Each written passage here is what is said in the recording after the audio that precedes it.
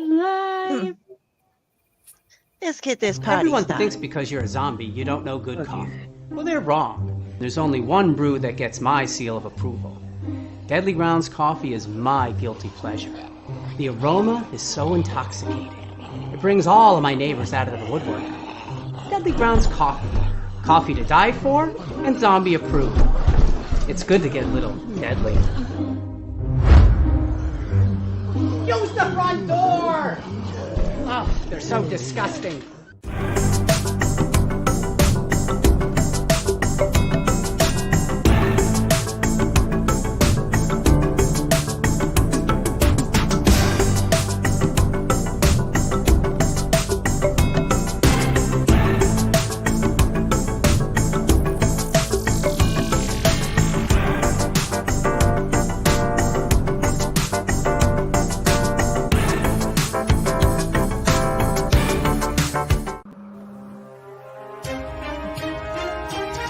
The Dorkening and all affiliated shows are not intended for anyone under the age of 18.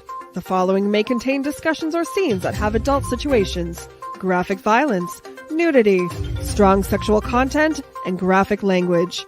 This show is intended for mature audiences only. Viewer discretion is advised.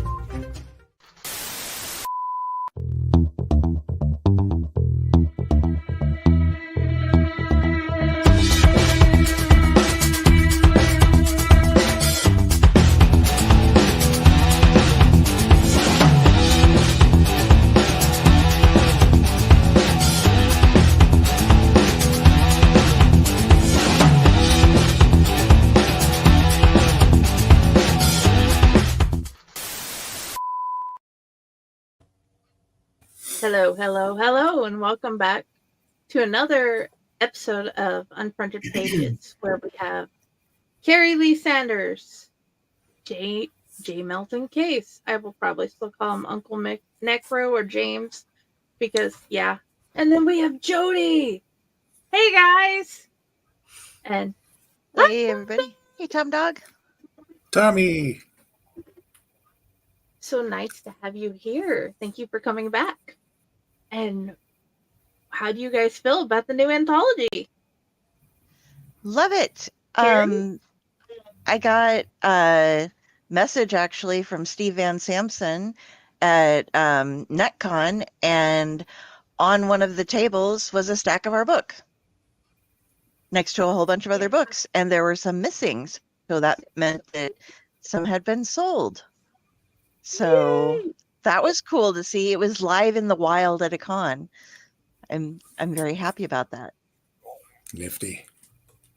What about you, James? Yes.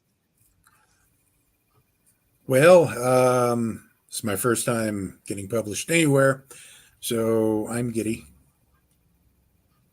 I'm glad it's out there. I haven't heard any feedback from anybody, so neither good nor bad. So I would presume my story was adequate. So Mom and I loved it. yeah. The problem you is, up in the end. I think one of the problems is that none of us can leave reviews on it because we're all in it. So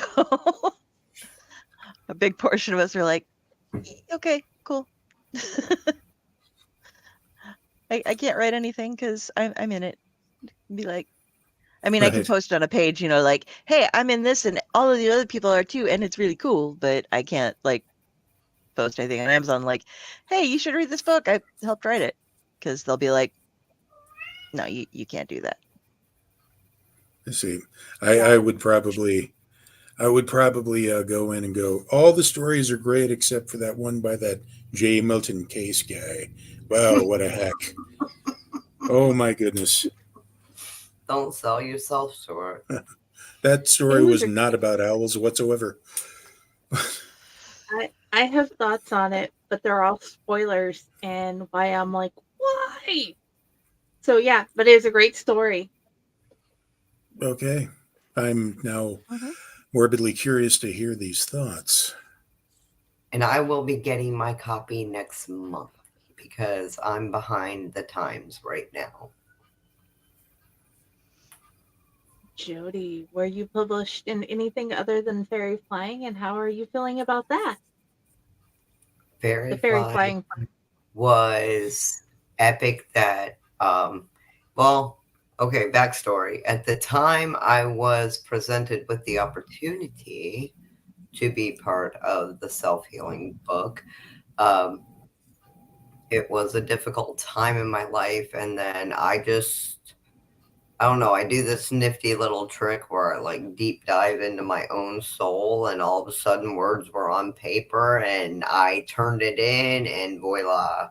And I was thrilled to finally start making my dream a reality of being published. That is awesome. And there's one thing, that a thread that pulls all of you together as writers, the love of music. But each of you, all of you guys love some of the same music, and there's some different. My first question is, how does your love of music play into your writing? Let's start with Jodi.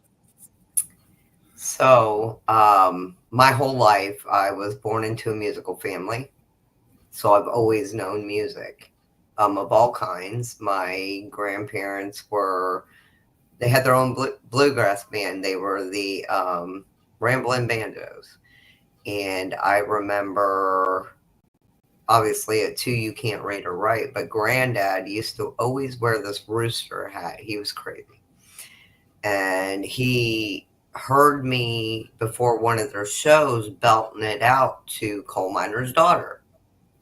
And he just walked me up to the front of the stage and said, "Here you go." And it started playing, and the rest was history. How it ties into my writing is I am not a picky genre person of music. I enjoy all music. I do believe in the fact that it is universal. So if it touches my soul, it's for me. And for whatever reason, when I feel it, it's easier for me to be more creative.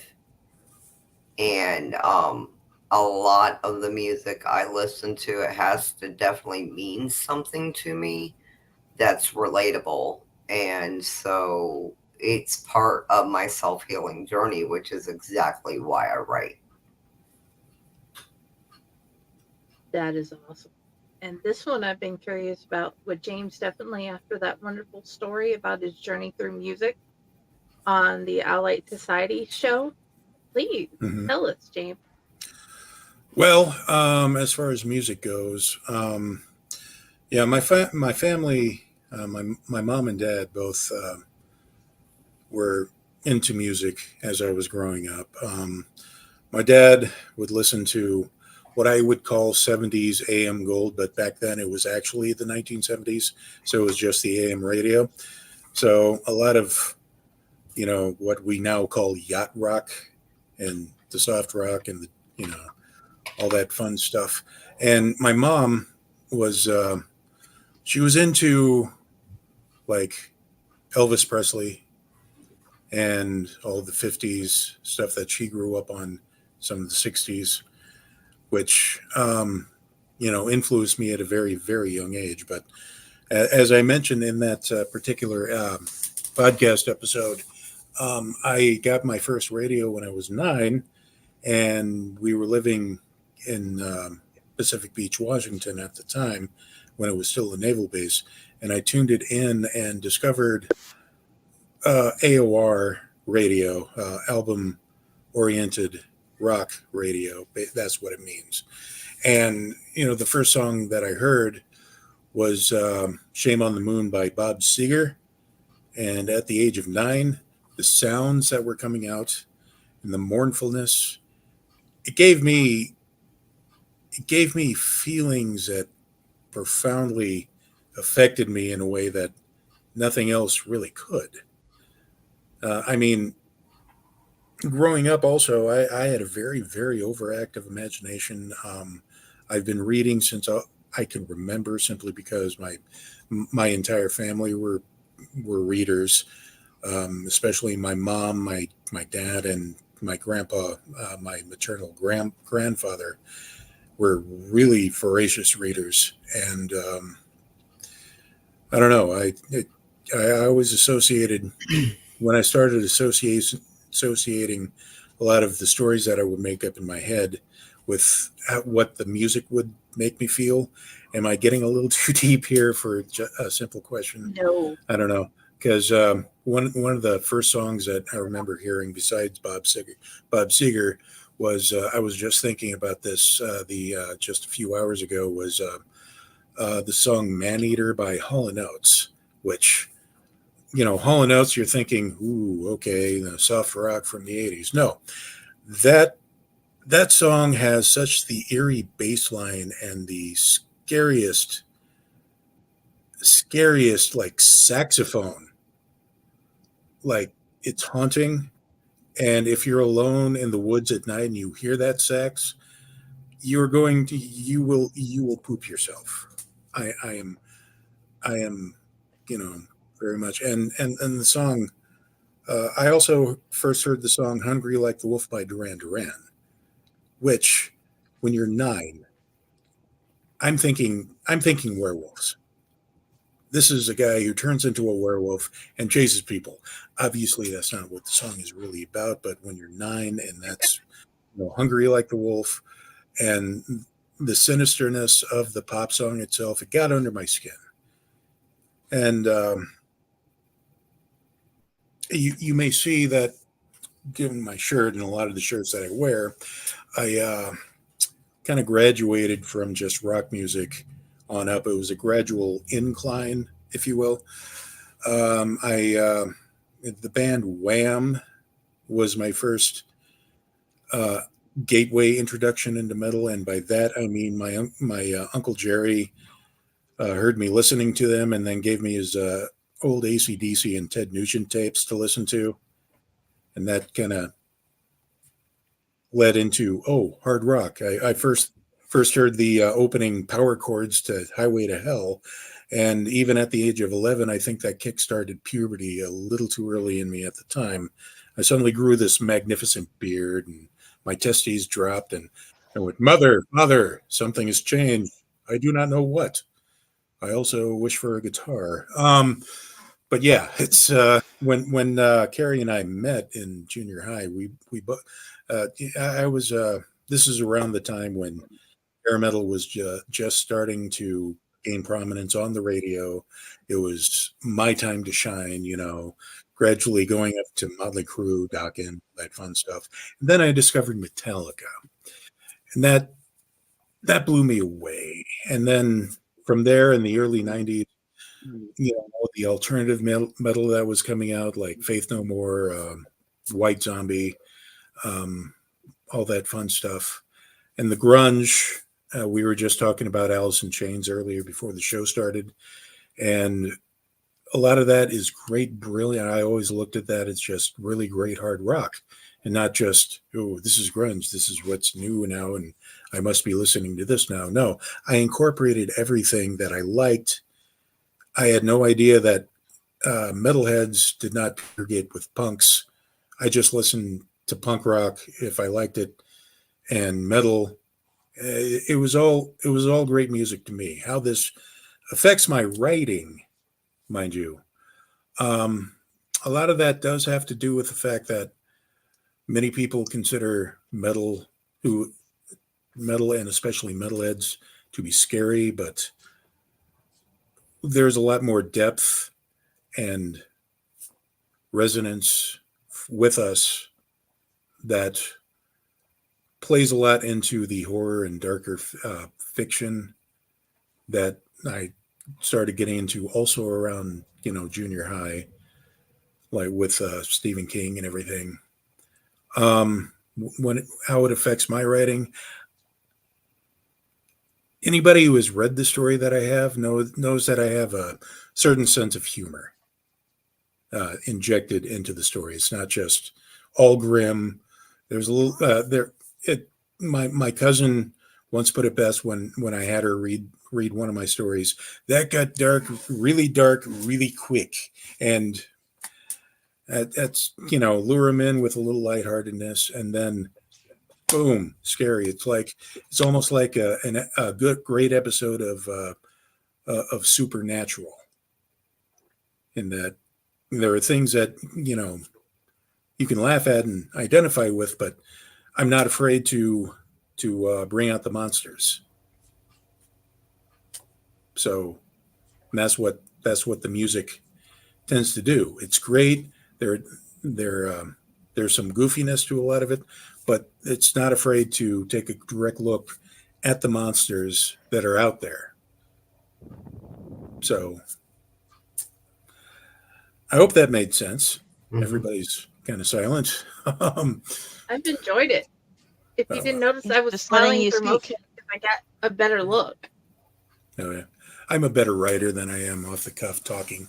So I was just thinking, like, that's so, the way you described it, so relatable on how you get into going from one thing, you know, like music, writing, they do go, you know, like this and the way you did it. And I'm like, you know, mine's a different aspect, obviously, but I'm like, yeah. Oh, you can see how it goes into your poetry. Mm. yeah. Oh, by the way, hi, Stefan. Hi, Okay, Stefan. what about you, Kari? Okay. First of all, I want to go back on something that James had mentioned, which was saxophones. And for me, the saxophone that will always be in my head when I think rock and roll and I think saxophones is Alto Reed's solo in Bob Seger's Turn the Page. That's Oh, yeah. just one, like, we all know that one. You know, Mhm. da-da-da-da-da. And I got to see him live, you know, with my mom. So that was very cool. And he was rocking. And Alto would get out there and he still got the hair and everything going on. And he'd go from one side of the stage to the other to do his solos. And Bob was just ruling and doing his thing. And he, like, he's older, but man, he still kept his stage presence the whole time through the whole show and straight up delivered. That man is amazing. So Bob Seger was an inspiration, truly, to those of us in Nebraska about our age. He was somebody that you're just like, wow. And with the combination of different types of music, they called us Hessians, or we called us Hessians. We've discovered it's more of a Midwestern thing. But if you were into, like, if you wore flannels and listened to metal music and maybe grunge or other kinds of rock and stuff, it all just kind of combined into one culture that we all got along pretty well, and we were all Hessians, you know. So that's that. But when it comes to my writing, I don't use music that much in it. I use music when I'm not writing because I can't write and listen at the same time. I used to be able to, but I can't do it. If I don't know the words, I can do it. So sometimes, like, my first published story was The Weird Voyage, and I would listen to Wardruna because they are Norwegian and it's Norwegian folk music, and that was part of what the whole story was based around. So that's something that I can zone out on and think of, and it gets me in that right frame of mind. But I do have a book that I'm working on, and it's a muse style of story that has songs in it that I'm writing because my dear friend Greg Loftus had agreed to do this book with me, and I was going to write the book and he was going to record the album. And unfortunately, he passed a couple of years, well, no, last year. And so that's kind of on hold right now, but it's very sad because the book was partially inspired by him and partially inspired by all of the musicians that I really grew up loving that we've lost to, like, drugs and things like that. And the muse is like a very toxic person that comes into his life and drags him away from everything. And it's supposed to kind of get this representation of addiction combined with stuff, keep pushing people away to do all of that. And all the songs are kind of more about cravings, but it's written like they're towards a woman, but I don't know. So that's one way that I do use music for stuff, is a specific book dedicated to music. But otherwise, music is my break. Like, okay, I've done all this stuff. I need to sit down. I need to think. So I'm going to, depending on what, I need to be inspired. I need to get pumped up. I'm going to listen to Disturbed's 10,000 Fists. I need to mellow out. I have a playlist that's a bunch of grunge and stuff, ballads kind of things. It's my happy song, as James knows, is the Gord's version of Gin and Juice by Snoop Dogg, which I highly recommend you all listen to. It will make you happy. It is a bluegrass version of Gin and Juice. You can find it on YouTube. And yeah, but it's always like I can have any character if I want to play an instrument, because along with Jodi, my grandfather played the fiddle and guitar. My grandmother played guitar, I believe. My mom could play guitar. My uncle was in a band he was inducted in the Nebraska Hall of Fame after 50 years of playing in bands and stuff a couple of years ago. And like this past weekend, actually. And then kiddo plays bass. My nephew plays everything. And so I just have a family that we went to see them play a lot. So I grew up. It was another one of those things where I grew up thinking everybody knew this music, but they don't. There are certain songs that I'm just like, surely everyone has heard of Mac the Knife. Apparently not. Surely everyone knows Boogie in the Barnyard. Oh no, there's been I can find one recording of it on YouTube that was made by some band back in the 40s or something, and it was like, okay, I guess I'm standing alone in a lot of this, and I wonder where in the hell they got it, because they were singing it when they had no internet to try to find these obscure songs on, But so that's what it really does for me. It gives me the relaxation, but the songwriting that I do, I try to not base it off of any particular band. I used to write I used to write songs for Greg way back when we were just kind of out of high school. He was a year below me. But so I'll probably include those in the book. But yeah. That's what music does for me. It lets me relax and get out of things, but I think it changes the pace that people write into. Oh, I love doing parodies. Parodies are so much fun. And that's something, yeah. If I hear something and it gets caught in my head and I get a little bit of oh, this can go with this, then I have a bunch of them on files saved on my lap. We're waiting to do parody songs. I have parody songs that are going to require 4 of us to sing them. And so I'm like, okay, we must get together and practice now. So yeah, so much fun. Yeah, I guess I don't think of those so much as writing as they're just little doot-doot-doots in my head, and half the time they're on the spot, so it's just and oh, I did a thing. Okay. Yeah, I'm kind of with Kari in that I can't really listen to music while I'm writing, but what I like to do is to throw it on and let my mind wander, where see where the melody takes me or something, or just if I really need, it's really more therapeutic at this point. But it has influenced. It's given me a lot of inspiration on if I'm stuck on a scene, how does this work out?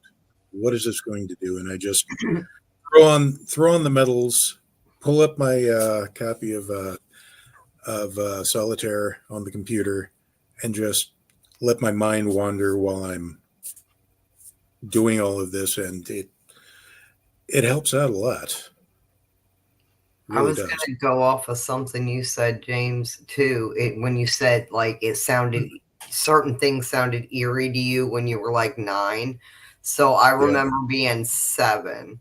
And the first time I heard Knights in White Satin and The Build by Moody Blues, it shook me to my core, but I absolutely love it today. But it's just that subtle eeriness in The Build, you know what I mean? Oh yeah.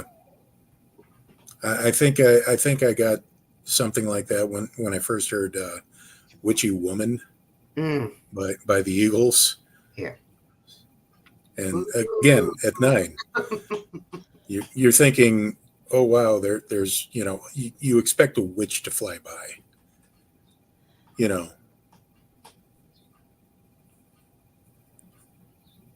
I wondered about that whenever I was little.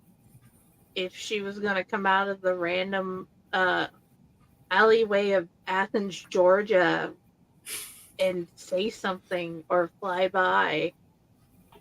Oh yeah. Yeah. What? I have to look something up. Whiter Shade of Pale was the one that did that for me. Ah. Okay. That's a good one, though. That and being young and listening to the Hotel California, I was always rooting for the hotel. I'm like, yes, it's keeping them all there.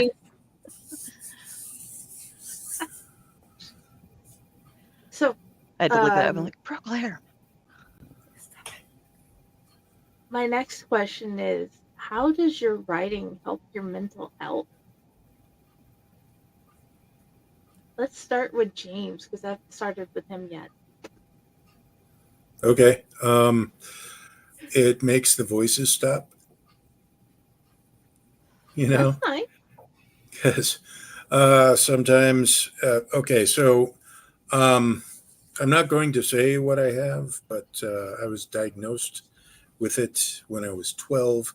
I was kind of struggling with it when I was 9, but it wasn't fully diagnosed till I was 12. Because of mass media, it's kind of become a laughingstock when it's not.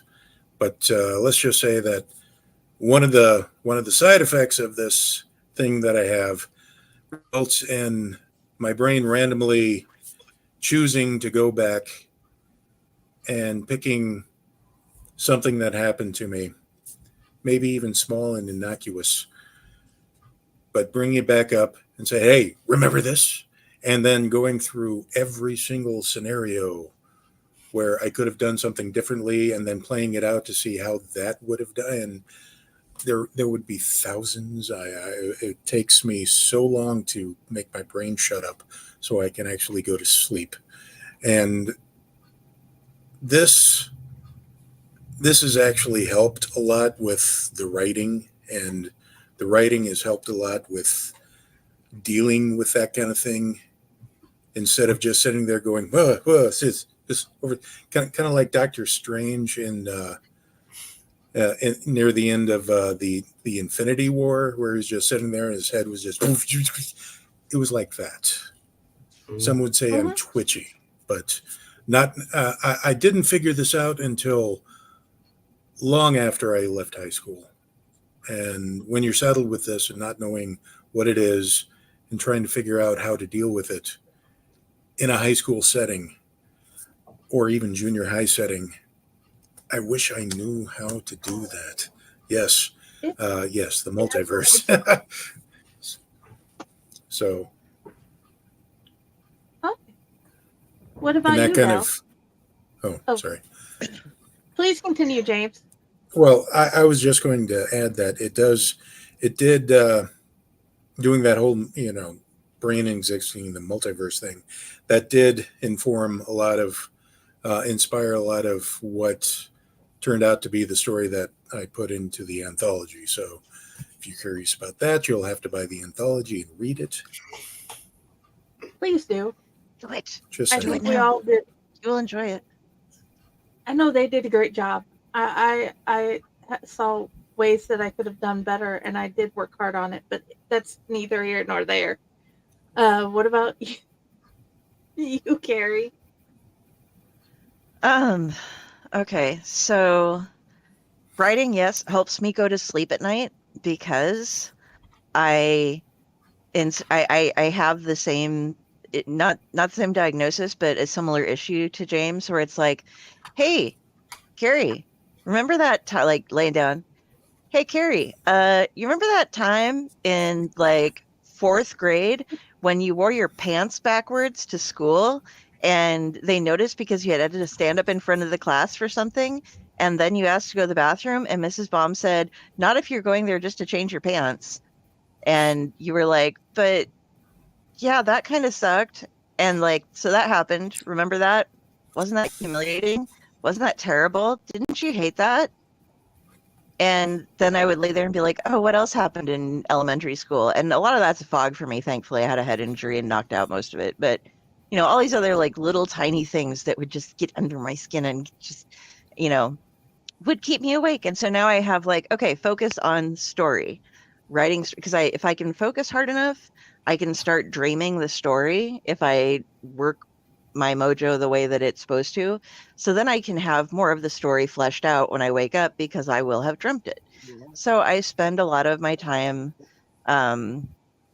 getting to sleep by, if I'm not listening to something to put me to sleep, or sometimes I'll even listen to it and just blank it out while I think of my own stories. But it helps me sleep. I have to read a lot. So it is also a strain on my mental health because I won't get enough stuff written. And I'll be like, I have 5 works in progress that have deadlines right now. And I should be writing them. But instead, I went to Reddit. And I just wrote a couple pages of Harry Potter fanfic because there was a prompt. Didn't do anything for my story, but at least I got some words out. So that was good. I don't know. But I overstress it, and then I'll try to write out the bare bones. But I have problems not writing something until it's fully fleshed out. It's hard for me to put out a basic outline and stuff. A character does not exist until they have the right name, and because then they become more of a person, and they can then tell me what they're doing. Because my characters tell me what they're doing. I don't, like, I have a basic, okay, we're going from point A to point B. How are we getting there along the way? You let me know how you want to do it. And then I write it out for them. So I have to fully flesh everybody out. But yeah, deadlines are a major stressor for me. And so, I don't know. But it helps me sleep. So that's the good part.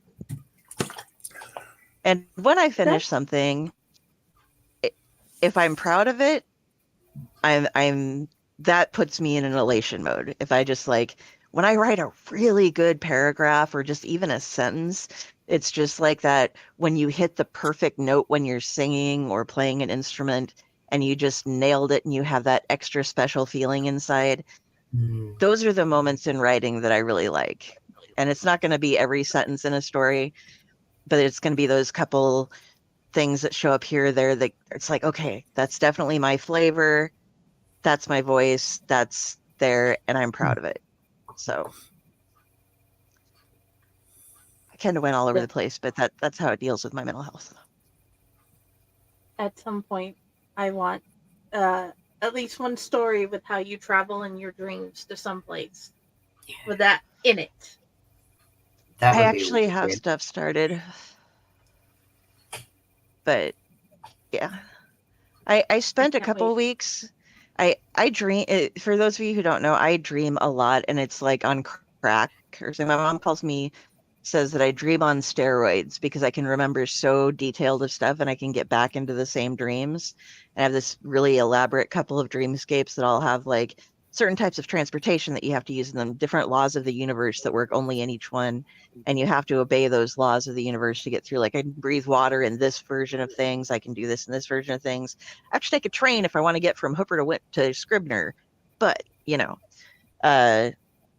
but I was reading a book in my dreams and I kept I kept losing the book, so I had to focus. So then I sat through and I kept dreaming that this book was showing up, but I could never finish it. So I focused my brain, got through, and ended up reading it. And it was a trilogy, and I got through all of them in my sleep, but I had to work on it a little bit. But that's what I can do with my dreaming, is hardwire it that I can also read internal monologues going on from the NPCs in my dreams sometimes, so I can find out the motivation behind the bad guy or whatever.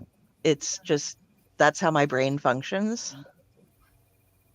It is damaged. That might have part of the reason that I have all this access to stuff, because my neurologist says I'm fine. It's just something that a very small percentage of people can do. So That is wow. Still wow. Ooh. Ask I Carl think it's over so there. I think it's so cool you can do that, like tap into your lucid dreams and like do all that and then revisit them. That is like, wow.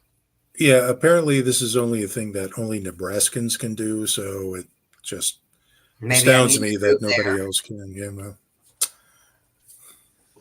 It's in the corn. I'll get one story about Right. your dream too. Yeah. Okay. Jodi, what about writing and your mental health? Okay, so trying to think of how, like, I don't disclose what my illness is. But it does cause me to be very eccentric. And I learned this nifty little trick due to my past upbringing and the trauma beyond my control. But I owned everything at the time, like everything was my fault, always. If it went bad, it didn't matter where I was. Somebody could drop groceries in the grocery store, and oh, I must have made that happen. So I had this nifty little trick where I could automatically dissociate to get out of my head. But then words got hard, very hard, like communication, everything. It was very hard for me because I just kept turning everything off. And this foster home I was in, anyway, they were like, we need to go get her to someone that can help her open up more, because I would just stare at the ground. I wouldn't look you in the eye. Like I wanted nothing to do with nothing. And so they just had me start writing what was going. I didn't have to talk, so that was the plus at the time. But write what's coming into my head. And so, first, I mean, as a kid, it's little words, right? You don't really know how to express yourself fully, but it kept building. And the more I started communicating and learning how to just quit shutting myself off from everything, and that even if it's painful, it's okay to welcome it, because I learned it's better to deal with it than to keep shoving it down. So that's when I started realizing more about myself and what I like to call the creative side of my brain. And that I can take my pain and turn it into something beautiful. You know what I mean? Trying not to get emotional, relatable, that people could be like, oh my God, I'm not alone. Oh my God. Like, because we have thoughts, others have the same thoughts. And what had started happening, to pick up on Dell with the sleep thing, and I started writing more at night, is because from the pain of my trauma, I was very bad into self-degrading. Like I owned everything and none of it was me, But of course, you have to grow to learn that. And so when I go to bed, or we should say try, all these bad thoughts that I would say to myself, just kind of resonated there. And then I'd be like, oh, but she said if I got up and put them on paper, maybe that'll release them. And I learned that even if it's something I'm not comfortable telling another soul, if I write it, I can let it go. So that's kind of how it all started tying in with my mental health. And it's a healing thing for me, though I love to share it with others because I know I'm not the only one. It's healing for me, and that's why I do it.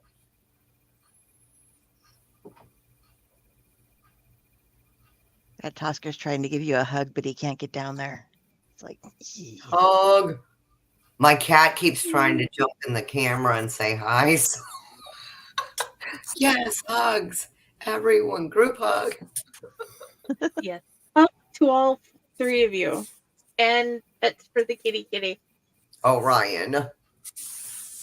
And salute. Right. And booze. Don't forget the booze. Oh, the kitty. Oh, kitty.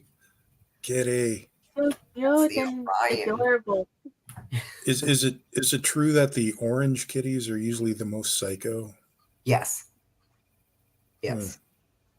He is not of this planet. That's why he's named after Orion's belt. And that should be self-explanatory. This box right here is Hinata. She's always in our shows now. Oh. It's not And ever I'm so gonna sorry stop about being- that, Del. Thank you. She was my best kidders.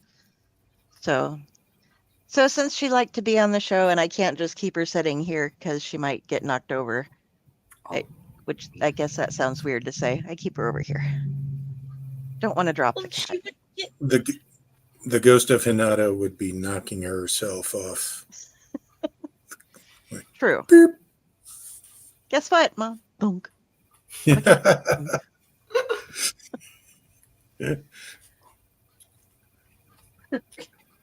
My beautiful peoples, which author made you want to write more? Jodi. Okay. So everybody knows him? Okay, so before I even say his name, I'm gonna name the book. Because I read the book before I ever saw the film. Cujo scared the living hell out of me. And I was afraid of any dog that even resembled Cujo.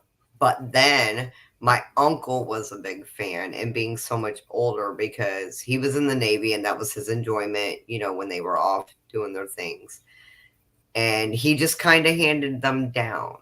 And he just became my life. And like Christine drew me in big time. I love Stephen King, and that was my inspiration. As far as poetry, which in school I used to get a lot of criticism for because not a lot of people in my, I don't want to say genre, but, like as far as, 80s middle school, but they didn't get Poe. I loved Poe. Truly. And I'm like, if I could be anything like them, that would be that would fulfill my life. That would be cool. Mm-hmm. Okay. Kari. Okay, I started reading like the Chronicles of Narnia by myself when I was 5. I was doing Tolkien when I was 8. That was also when we experimented with Shakespeare. Between that time, I was also reading, I think it was Susan Cooper and Madeline L'Engle and some others. And they made me really want to be readers. And I liked to write, but I wasn't so much like, I want to write these stories because I always wanted to have something of my own. But I liked watching like the Universal Monsters horror movies. And so those were kind of inspiring. And then when I first read Ray Bradbury, that was when I was like, I need to write. I absolutely need to write. And it's nothing against Tolkien or C.S. Lewis. I still love my fantasy collection, but it was getting into like some of the sci-fi and the darker themes that really inspired me to want to get writing. And then, you know, it Clive Barker, wow, Neil Gaiman, when I started reading comic books and stuff and then read his actual stuff, that was huge. Terry Pratchett, big inspiration on some of the voice styles on things because he's so clever in the way that he puts some stuff and the way that he leads around. And there's just certain things that like you learn things when you read his books, whether you want to or not. He makes sure that you do. And so those were all inspiring for me, but it had to be Ray Bradbury that got me started on wanting to actually put pen to paper and produce something. And then everybody else just influenced me more and more towards what I wanted to. And then H.P. Lovecraft, of course, and finding this entire universe that all these people share and stuff. That was just like icing on the cake of being like, you mean I can write about this guy too, and it's okay? Holy shit. That's awesome. And so I was like just devouring all of that, and that's what got me writing. That is so cool. What about you, James? Well, I'm kind of right with Kari when she said that she was a reader first, which is very important to the writing process. As I mentioned before, I've been reading since I can remember. Some of the books that really got me interested in the reading were I had an old dog-eared copy. It was bought new, but soon it was dog-eared, and it was Roald Dahl's Charlie and the Chocolate Factory. And then I read the Charlie and the Great Glass Elevator. You know, not too many people know about the sequel to the book. And I remember this was back in 1983 when I got the original Charlie and the Chocolate Factory. And I remember this wasn't in the movie, but the book seems to be better, really better, a lot darker, but which is saying something. But I also got into the Choose Your Own Adventure books that started coming out around this time too. And for Christmas, I got one of those box sets with the first 5 books in the series. And my favorite ones were like the Haunted Cabin or whatever it was, the very first one, because it was a haunted cabin, and also the Space Adventures. I was kind of okay with the Cave of Time thing, but you know, it was a haunted house and adventures in space. Those are my 2 big things. But what got me into, you know, wanting to write, it would be, I'm with Jodi in that it was Stephen King for me. First, I heard about Stephen King's writings from my junior high teacher, which Kari and I shared.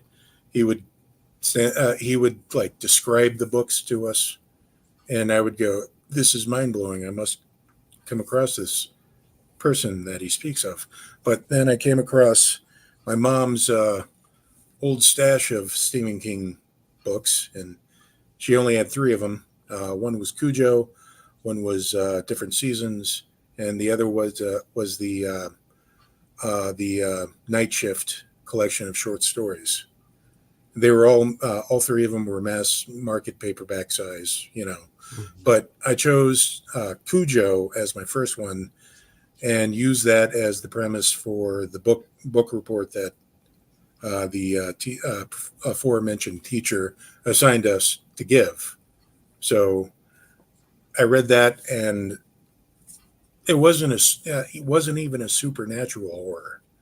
It was something that could have happened, especially living on a farm here, knowing that, you know, rabies is a thing and you could be terrified by nature and all that. But it fascinated me. It didn't necessarily scare me, but it kept me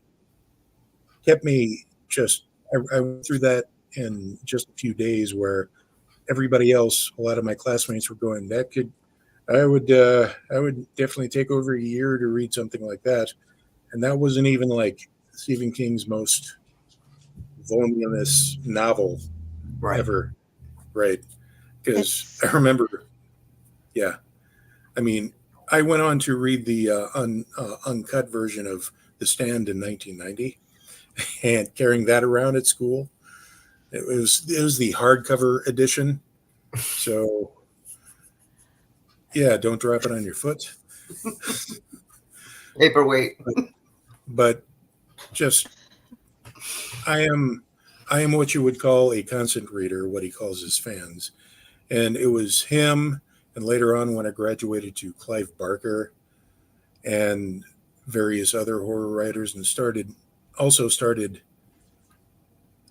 basically the looking into older classic stuff, like the romantic era from the 1800s on, first reading Dracula and Frankenstein, and plus a lot of the more obscure ones that you can now get for $1, collected in 500 stories on Kindle, which is amazing. But Kari, you had a comment about The Stand there? Oh, I just when I was living in the loft down in Lincoln on O Street and worked at the Rococo, one of my roommates and coworkers was reading The Stand, and he would take it into work, and he was working just the ticket booth because it's when we were open full time, and there would be like movies and stuff and concerts, so somebody always had to be running the ticket booth. And so he'd have this book in front of him, but you can just beat somebody to death with The Stand if you wanted to. You can wear Stephen King around like body armor. It's like, is this written by Stephen King or a Russian author? You decide. The answer is yes. But yeah, it's But I could never believe that people don't read that much, or how hard. yeah. I mean, I always got made fun of it in high school, which I thought, great, it was just high school. These are just students. Now, even now, like I go to a bar and I bring a book, and somebody inevitably will come up and go, "What are you reading for? Are you bored? I can entertain you." And I'd have to, stab them with a spoon, make them go away. Right. I got challenged because they didn't think that I could actually read at the rate that I was reading in high school, and somebody sent me home with John Saul's Suffer the Children. Mm. And I read that and another book that night, and went back the next day, and they were like, "So, what was it about?" And I told them. They're like, "You just skim read it." I'm like, "No, I read the entire thing," and started discussing all the different parts about it and stuff, and they just didn't. I mean, it basically took my stepsister being like, "Dude, I live with her. It's all she does. She has no life. She works and she reads, and that's it." Yeah, ladies and gentlemen, our dear fair watchers of this fine podcast of ours, if you didn't know but about this, I will let you know now. Kari Leigh Sanders reads entire libraries. I did read the entire library at our school in less than a year because it was very small. And I also, growing up in Hooper, we had the smallest public library in the nation, which has since expanded. And I did not read everything in that because I couldn't get into the Hardy Boys, and there were a couple of other things that were just like, but I read all the horror. I read all the good stuff that they had in the library. That wasn't like, I don't know. And I'm not insulting people's taste, but keep in mind I was a kid, so romance was kind of like, I don't give a shit, I don't need to be, there was like the housewives section. And it was just like, no, I don't need the Harlequin. I can go back and read Creepshow again. Stuck together? Where are the pages stuck together? I don't know. I knew where all the I could find things by Dewey Decimal. I used to have them memorized when I'd go into the Fremont Public Library, and they had a cool area with a fountain that had little kids in it, and the lights would change colors as the water came up, so you could get your book. And if it was really hot out, it was always cool to sit by the fountain, and you could just sit there and read. So when it was Dad's weekend to have us, we'd be in Fremont, and I would just get dropped off at the library for a couple of hours, and it was my happy time. So, yeah. When we were younger, my sister would get aggravated when people would interrupt her in class or at the lunch table, and she has literally looked at somebody, held up her spoon. If you do not leave me alone, I will take your heart out with my plastic spoon. So yeah, Jodi, you had a comment? You're muted. You're on mute. Sorry, that's because I was typing.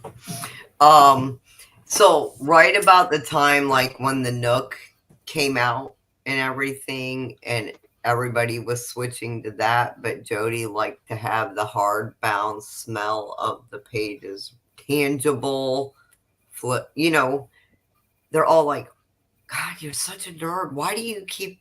You can just get one of these." And I'm like, you have no idea what it's like to be a true reader. There's nothing like flipping the pages and smelling everything as you're reading it. And then I've got some books, they're wrapped in actually, because they were my rereads, so to say, where the spines of them are just falling apart because I've read them that many times. Right. And nothing against using like Kindle and all that. Trust, nothing against that. I would just rather hold a real book. Also, if you drop a book down a flight of stairs, you can just pick it up and take off where you've left off and not have to buy another one. Correct. For $100 some odd dollars. You will never hear somebody with an actual book say things like, "My book ran out of batteries. I have to recharge it."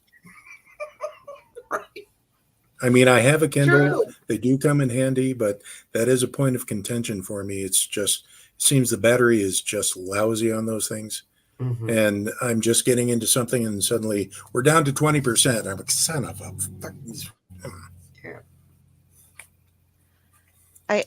I do both. I have a ridiculously large book collection, according to my mom. Like, you should know more than like 20 or something. I'm like, that's like a shelf.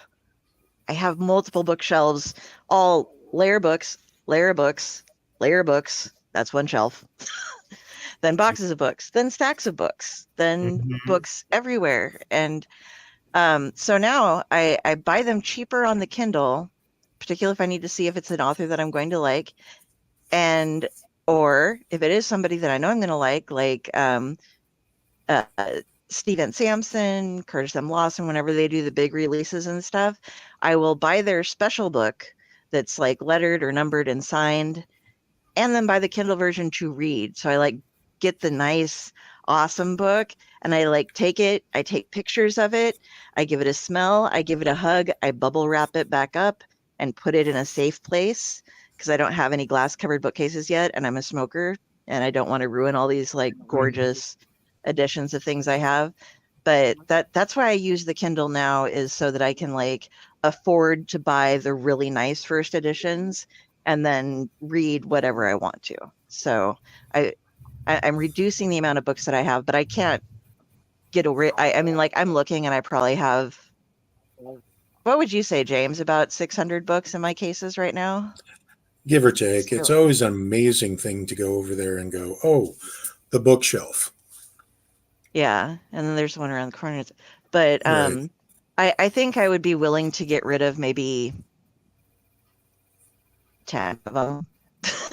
Like, there are a couple things where it was like somebody bought me books and it was like, that's okay. I'm not really into it, you know. But yeah, everything else, like the Discworld series, I read that like born agains read the Bible. I mean, I could cite chapter and verse if he actually had chapters in the books of like I have all these quotes. It used to be like almost anybody would say anything, and I'd be like, okay, and in the Discworld, this quote by so and so, and I would like have them all typed out, and people are just like, there is round world that we exist on. Earth is where you live. You don't have to shut up. I'll come up with a Harry Potter quote if you don't. Begrudgingly, you live there.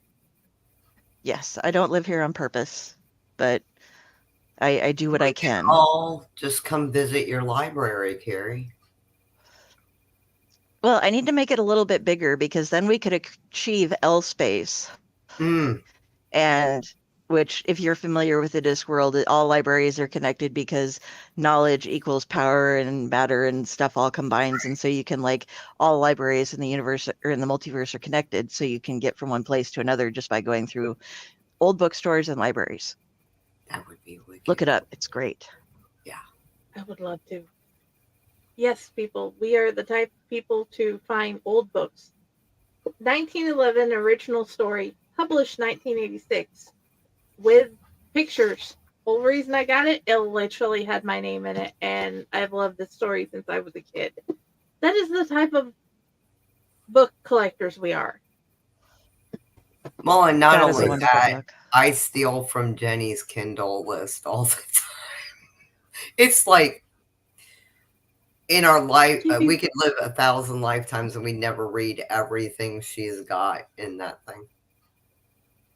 12,297 last count. Wow. And still adding. Still adding every day, sometimes up to 7 books. But either way, back to the actual interview. Which author is the automatic, you wrote it, I'm going to buy it, period, because you wrote it. James. Right now, as far as go-to authors that you write it, I'm a buy it, I'm going to have to say Joe Hill. Simply because the guy is amazing. He has carved a name for himself outside of his father's shadow. If you didn't know, Joe Hill is the son of Stephen King. But like when the books Nosferatu and The Firemen came out, I just bought them the day they were released. I didn't wait for it to go on discount. I slapped in a B for Boogie to the nearest bookstore and just bought it right off the display table. And I was not disappointed whatsoever for any of them. But the very first book that I read from him was Heart-Shaped Box, and that blew my mind. Mm-hmm.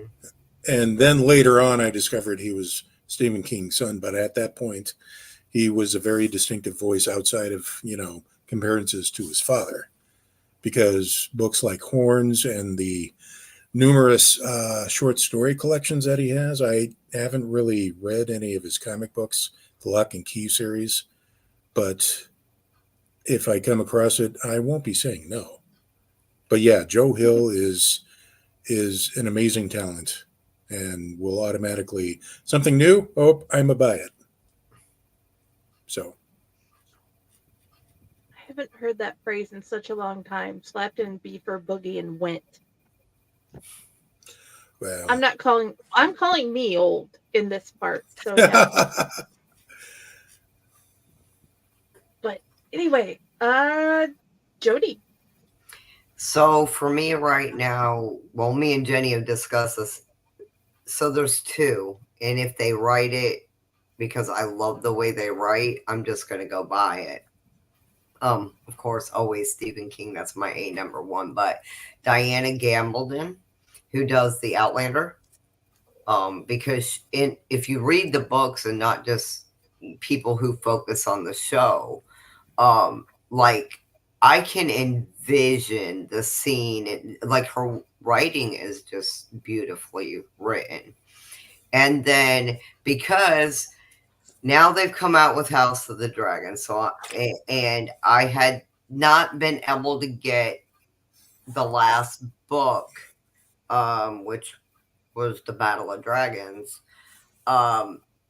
which was Fire and Blood, because that's the Battle of Dragons. I finally got my hands on it, and once again, George R. Martin blew my freaking mind as far as the way he ties all that together. So if he writes it, which he's almost finally, after all these years, finished with The Winds of Winter, yeah, that's good. I'm not waiting for a sale. I'm not passing go and collecting $200. We are just grabbing the book.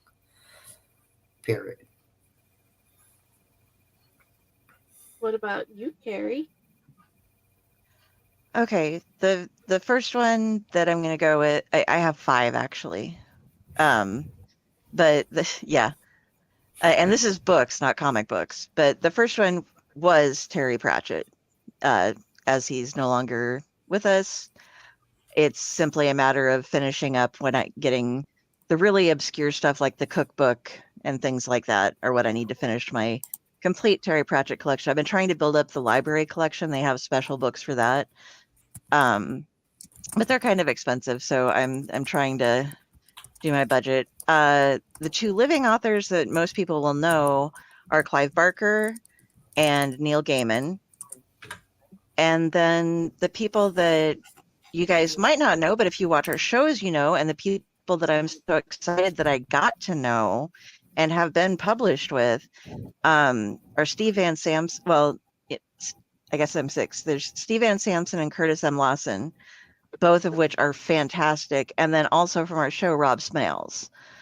He's been on a lot of times too. And those 3 are just, they're authors that I might not have gotten to know if I hadn't been published with some of them and then gotten to see, like, okay, Curtis works a lot with Weird House Press. And that's where some of Rob's stuff is out. Steve and Derek Rook do Rough House Publishing, and that's where they do amazing giveaways with their books. Like you do a book and you get, if you spend the premium edition, I mean, I got hot sauce in one of them. You get cards and posters and all this stuff, and it's not just that, it's the stories are great, and those guys, all 3 of them, are just amazing. And I'm so glad that I was exposed to them, and I think they're going places, you know, like I really see these guys being up there soon. So if you have not read them, I encourage you to go out and read those guys. I'm pretty sure most of you already know Gaiman and Barker. You know, I mean, buy them too, because they're amazing. But if you want exposure to some great horror, and Rob's is a little bit slightly on the more humorous side of things. Steve is one of the best monster writers that I've ever read, and Curtis has this ability to draw you into a void or have an unness, something wanting to become, is something that's a very strong talent. It's not his only talent, and actually both he and Steve also have kind of a bit of a musical influence in their writing as well. They're both musicians, so it's not surprising. But it's something that he does better than almost anybody else that I've ever read who writes about something trying to become. Like, he's just fabulous at it. So those are my 6 that I have to buy. This is why I'm going to be homeless soon, because I'm just buying books. And yeah. James, you said you had more to add. Yeah, I wasn't aware that we could do multiple. So, yeah, I would have to say that to add to this, the Jim Butcher's material, especially the,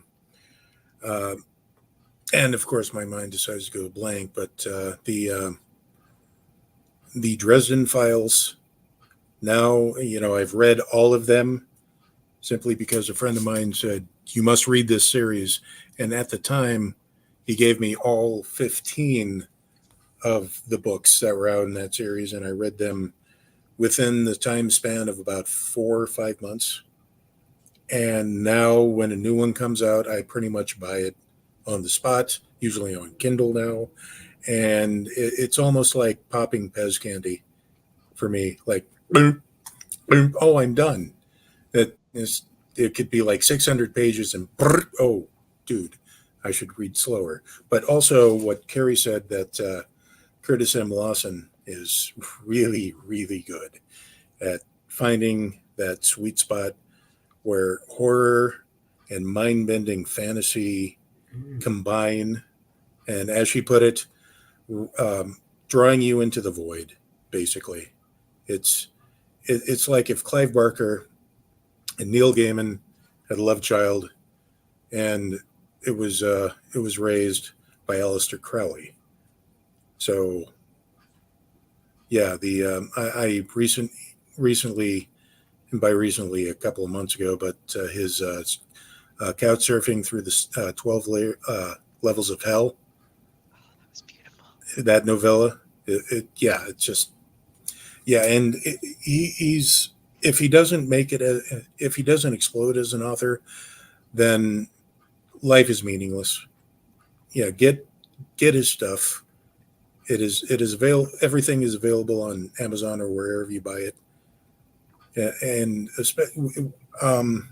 it was the Blackheart's Boys Choir that Kari and I first interviewed him. I remember this was my first time reading the guy, and I'm like, this is not going anywhere I was expecting at all. Is this actually happening? Is the narrator insane? He's obviously an unreliable narrator, but what's going on? Why is this happening? Why is it I'm cold stone sober, yet feel like I'm starting to trip balls here? You know, that kind of effect. And he wrote that like as musical movements. If you read, if you listen to some of the interviews with him, it highly involves music. And I have like 3 or 4 hard copies of it because there were different editions that came out, some with illustrations, some with color illustrations. A lot of them I got signed. And I also have it on the Audible book. And the way it's read, there's like the main voice going through, and he does the other voices, But then when you go into Lucien's head, because there's parts where the narrator just goes off and is like imagining things or fantasizing about things, and you'll get this echo effect as he's talking about that stuff, and a bit of violin music in the background, and then there'll be like little bits here and there of music that just pop in as you're listening to it. So it's really, I've never heard an audiobook recorded that way before. So that's just beautiful in its own right. It's a different experience even than reading the book. You're just like, you must understand. Well, as I was reading this is one of the rare books that I was reading, and then when it ended, I kind of got pissed off because it was more like, oh, it's done. I can't continue reading this book from this point.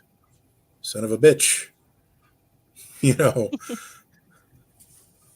So, but that one you can actually get for free if you go to his website and subscribe to his newsletter.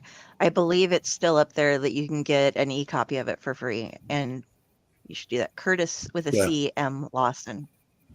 Yes, we're like plugging the shit out of Curtis because he is amazing. Yeah, I can't find a reason to have a problem with that. Do you remember the first time you were reading a book and you just got to the end and were like, it's over? What? Why is it over? And you even see it coming because it's getting thinner at the end here, but all of a sudden it's gone. What happened? Where do we go from here? What was the first book for you? What was the first book for me? Yeah, I'm going to go around, but let's start with you. Okay. Well, seeing as how I just volunteered myself for this question, wow, that is a good question. I would have to say, really? Wow, nice. I would have to go with The Dark Half by Stephen King. Simply, it was one of his post post rehab books, if you will, where most of the 80s he was kind of drugged up to the hilt. He has come out and said he doesn't remember writing most of Cujo, but then his family did an intervention. He got clean, and I believe The Dark Half was the first one he wrote after the rehab, if I remember correctly. But I read that thing in 7 hours. This is one of my. It was in high school, and my stepfather would always get pissed off because I would stay up reading into all the hours, forgetting that at least I'm not outside doing drugs. Okay. But I couldn't put the damn thing down. And the same thing happened with the drawing of the three as part of the Dark Tower series, where it ended, and it was to be continued thing. But I'm like, I have to wait for the third one, son of a bitch. But the Dark Half, even though it had a conclusion, satisfying conclusion, I wanted to explore that whole concept of a alter ego suddenly becoming sentient itself and wreaking havoc in the life of a writer, because just the concept itself was mind-boggling to me, just exploring something like that. And I was only 16 when this came out, so That is, I understand. Jodi, what about you? What was your first?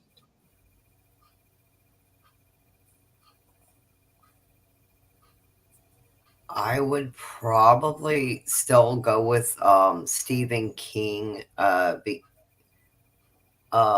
was really drawn into Kari. I was fascinated with like mind control, the whole telekinesis. I was young, but it like was so fascinating, and I just wasn't happy with how it ended. There needed to be so much more. Like I could think now, almost 50 years old, like what, you know what I'm saying? Like there could have been like a whole nother, but again, he was drugging and drinking a lot, and all the things. But I just think there still could have been more build on it before it ended. And I was so sad when I got to that last page. I was like, okay, but there could have been so much more. But then I started delving into a lot of his other books. So then, That I definitely understand. What about you, Kari? I'm with you. Onwards and upwards. And why did it end? And so the Chronicles of Narnia, I was 5. And so then I just started reading them again, because that's what you do when you're like, okay, I have these books. I will read them. I will read them again. I will read them again. Oh, now I can go to the library. I will read a bunch of things there. And then when I get home and I eventually get down to my bookcase, I will read those again. I read my original Chronicles of Narnia so many times they were falling apart. It was just crazy. I did that with the whole Anne of Green Gables series. Like they had to buy me a new collection because like there was no putting the book back together. It was, I read them just religiously, but I was little and I kind of could relate to Anne, the whole, displaced thing, and it was just kind of cool. I was Anne of Green Gables, guys. Dude, yes. That was always beautiful. Okay. What is your favorite dessert? Kari. Pretty much anything with a lot of chocolate.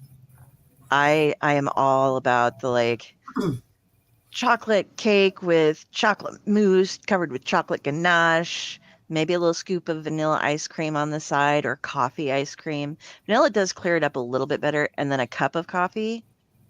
That's going to be my favorite dessert. But it has to be rich chocolate, not just kind of chocolate. Definitely, I agree. Now I want some.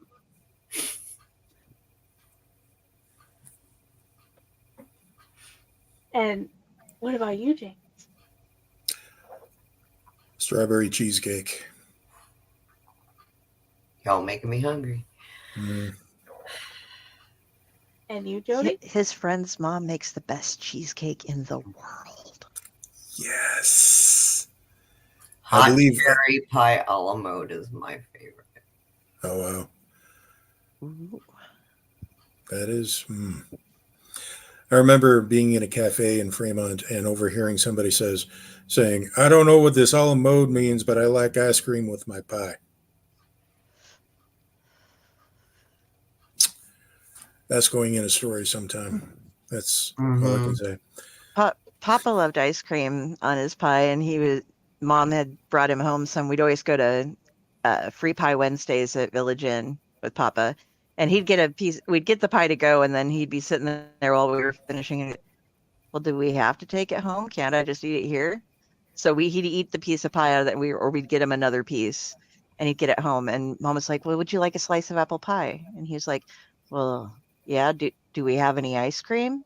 Mom looked, and she's like, "No, we don't have any ice cream. We have some ice cream bars." "What kind?" "Chocolate with vanilla ice cream." "Well, that'll do just as good, won't it?" So Papa's eating hot apple pie with an ice cream bar broken up over it. Hey, Worked just fine.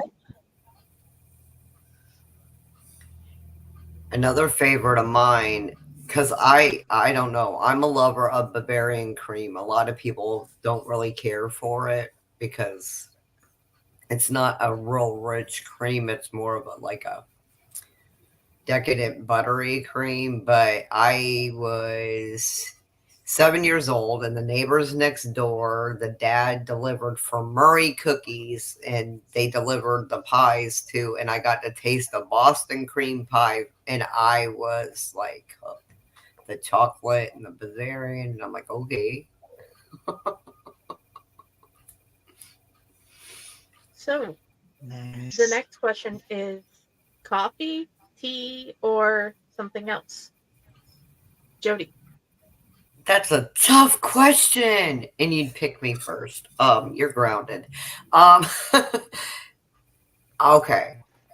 So, when I'm not feeling well, a nice, hot, steaming chamomile with raw honey is like my go-to.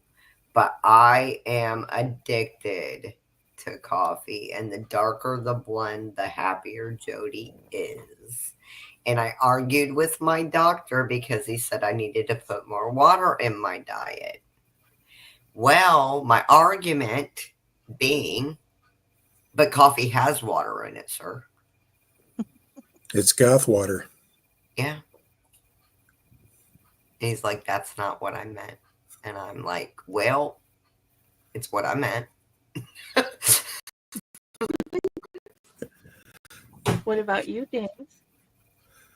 Well, I believe the proper answer to this is Deadly Grounds Coffee, the proud sponsor of the Owlite Network. But no, if I don't have any of that around, I usually go for the Fountain Mountain Dew Zero with exactly 3 splashes of the strawberry flavoring that they have at the gas station. I never That's thought yummy. of putting that in. It's juicy. I'll have to try it. Oh yeah. You want to.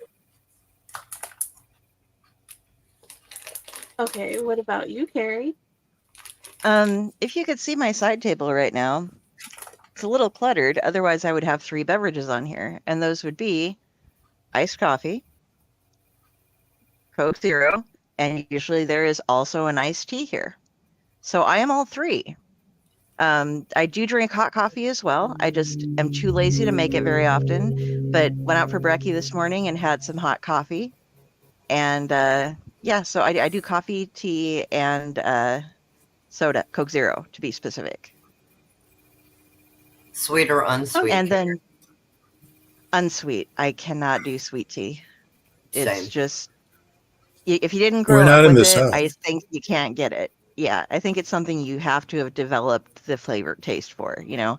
I tried it really hard and was just like, nah, this is not for me. I'm a lemon in my tea person too. Yeah. Okay, but when it comes to iced teas, there's oh, hold on, I gotta look up. Harney and Sons make this wonderful black currant tea that you can order by the small bags or big bags. And they do some interesting stuff. They serve it at Biaggi's. It's what they use to make their iced tea with. So Mom and I will go and order a big bag of Biaggi, or not Biaggi, Harney and Sons tea, and of that flavor, and then make like regular iced tea, and then pour in, you know, I have like the huge Arizona iced tea jug that I buy every now and then just to make the rest of my iced teas in. And so I'll throw in a couple of cold brew bags of that and a couple of bags of the Harney and Sons ones. You want to take them out after it's done brewing, because to be ecologically correct, they make their tea bags out of a sugarcane base. So they will eventually get slimy if you leave them in there for a couple of days. It's just sugar, but it's still kind of odd. But leave them in there until it's brewed, and it is wonderful. Wonderful, wonderful. Sounds delicious. I do like currant, but it is a pity that it's not easy to get here in the States. I've had imported currant wine, which was amazing. I'm not a big drinker, but this, yeah, I could, watch myself around. I'll send you a link to the Harney and Son stuff. It's really good. Okay. Can you post in the comment? Yeah, let me. It sounds I really actually good. I get it on. I ordered it on Amazon, so I'll just get the Amazon link to it. They'll rock. To their shop. Second to last question. Where do you like to write the most? You said where? Yeah. Comfy spot on your couch, the coffee shop, the Burger King down the street because it has Wi-Fi. Me, whenever it starts flowing in my brain, I don't care if it's back on the back of an envelope, a receipt, like I start jotting, and then when I get home is actually my most comfortable because that's my safe space. Nobody can get me here, you know, kind of thing. I go off of what thoughts had popped into my head and I build from there. Okay. What about you, James? Well, there are about two places that I find myself really inspired to write at. First is my pub in Omaha, the Shano Casey's. Give them a shout out. Several stories were either conceived there, written, or finished at that place. And also, right now, there's also a retro, like train car style diner from the 1940s in Fremont called Mel's Diner, which I find, as I was explaining to a friend of mine, I was having lunch there. It's just I like to. It has the perfect ambience. It has the crappy coffee that's drinkable, but has that, and a lot of the clientele is, putting it nicely, very colorful. Which means that even if I'm there just sitting and listening to the din of conversations going on, there's something there that I could just jot down and use in a story someplace. But the one that I'm finishing up, I wrote several pages longhand. I like to do it longhand at first, simply because it slows my brain down, gives me a chance to really focus on what I really want to say, and that's how I was originally brought up to write, is on notebook paper and a pencil. So, yeah, just drinking coffee, having a nice greasy, omelet from there, and just listening, people watching, kind of, and just writing down my brain droppings as they come. I like that word, brain droppings. Mm-hmm. What about you, Kari? This corner of my apartment is where I've been here for 21 years almost now. So yeah, a huge chunk of my life I lived in this building. And I don't really go many other places. The other place that I feel at home is at my mother's house, because during the time that my grandparents stayed with her for about 10, 11 years, I halfway lived at her house most of the time. I was there every day during the week, a lot of the nights, and then some of the weekends, because I was helping take care of my grandparents. And so I just spent all my time there. And I used to have it set up so that I had laptops synced to each other in each place and everything. And then I've just gotten to where I just take the one with me. Because I upgraded in laptops and didn't want to, upgrade twice. But I'm very comfortable there because I spent so much time, and I can sit out on the deck for a while with the pup and then go and sit in the nice room and type. I have a desk all up there. So those are my two safe places. I'm not good being out in public. I get too distracted too easily. Understandable. Okay, guys, we've reached the 1.5 hour mark.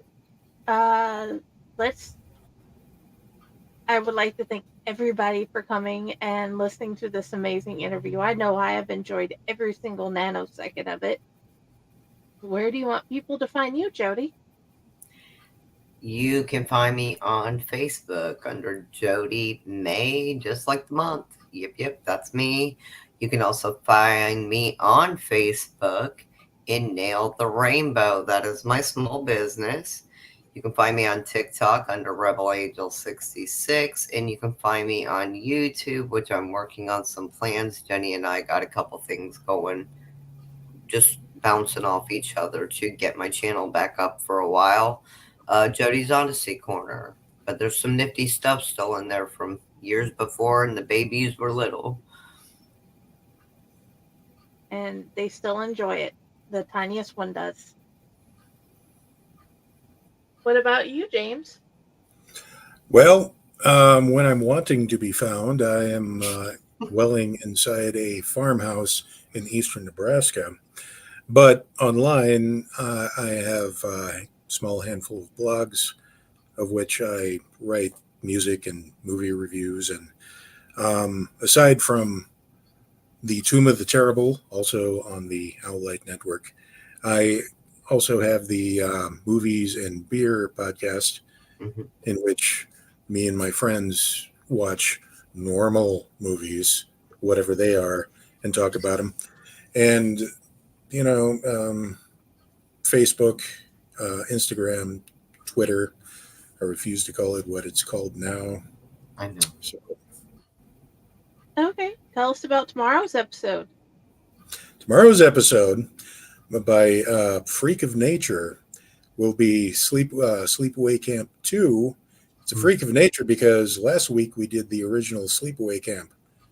It was on the wheel, and it landed on Sleepaway Camp 2, which means brace yourself, maybe wear a cup. We're going in. We're doing this. Your face when I said that I added it to the wheel was priceless. And then when it landed on it. Yeah, did anybody get a screenshot of that?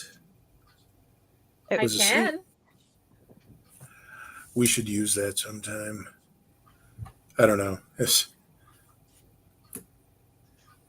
I think that's kind of epic how that happened, though. Oh, yeah. And what are the odds, for real? I think it was 1 in 10, but Right. I always What watch the about you? replays. Oh, yeah. Where would you like us to find you, Kari? Okay, if you here, that's my author page on Facebook. If you eliminate the Leigh, I can't do it. Cross that out.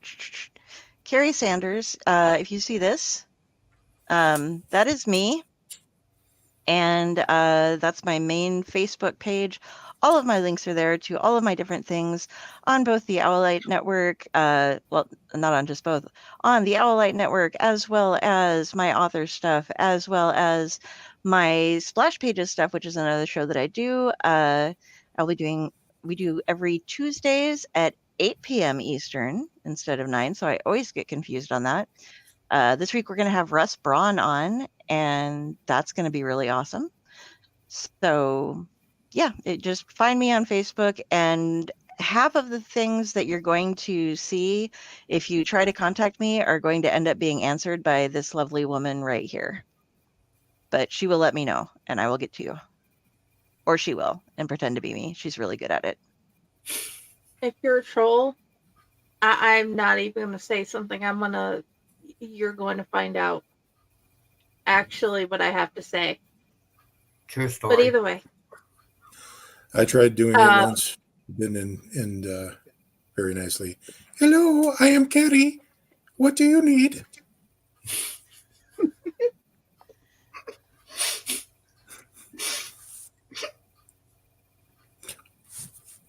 Jenny also answers my small business stuff because I ain't got time to deal with all that petty. Oh yeah, I can tell them where to go, how to find what nails that would go great with their makeup. Right. Even the makeup to go with the nails. But anyway, correct. Let's get back to the original the world ever gave me. Okay, first, we need to add the Owlite Menagerie. Mm-hmm.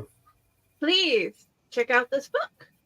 We have the authors earlier: Rob, Curtis, Steve, us, Raz T. Slasher, Serena Mossgraves. So many things. And yes, you want to go meet the angel. You have to find the angel in the book. Go find the angel, love the angel, and tell us what you think about him and what he ends up doing. And we're talking about my story. Okay. Well, yeah. Yes, we are. I thought somebody had an illustration of an angel in the book somewhere, like a Where's Waldo kind of game. And then I realized, right, my story. Okay. Skip. What I'm talking about. Or they could go find the video game simulation and find out why I enjoyed that story so much and have read it listen to it. You can go listen to it on our page. Anyway, for the first year, all the proceeds go to Pro Literacy Foundation. They're amazing. They help give people the tools to read. Every adult has the right to literacy, and with those tools that they give them, they can build a better life and become more successful. Please, if all else fails, go give them a donation. Okay, and then on my next show, Corpse Garden Chronicles, we get to meet Mr. Smith, Paul Smith, who runs our local, as in the town I live in, funeral home. All our family. We have been with this man so long, people are telling me stories about his dad. Okay? So when our family has known him so long that I'm just like, I wonder if he'll just come on the show. And he said yes. So on Wednesday, we get to find out and ask questions to our local mortician and find out things that we didn't know, get things clarified, and just have an amazing interview with a wonderful man who takes care of our community in the hardest times on Corpse Garden Chronicles Wednesday. So please come back and join us. I may or may not get the joy of any of these beautiful people with me because I know Kari has questions. Hopefully she'll come ask them. So if you would like to find me anywhere, Owl Light, Faycore, Friday with Library in the Blue Box, or if you actually want to see my author stuff, Jennifer Elliott author page. Thank you all for coming to see us, and I would like to thank you, Kari, James, and Jodi for being here. We have a whole lot of J names, 3 J names. Jay's rock. I'm a K. I'm right after you. Yes. Yes. So, bye. Look, you're secretly a J, Kari. Bye.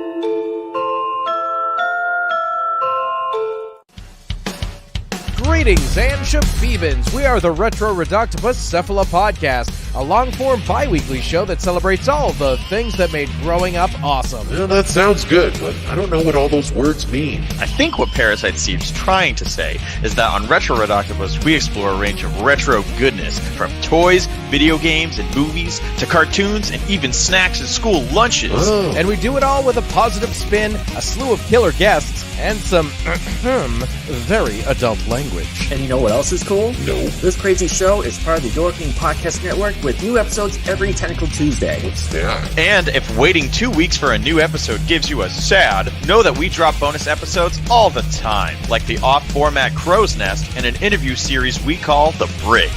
You can listen to Retro Redoctopus on Apple Podcasts, Spotify, Stitcher, or any app that's cool enough to carry the only show that celebrates all the things that make growing up awesome.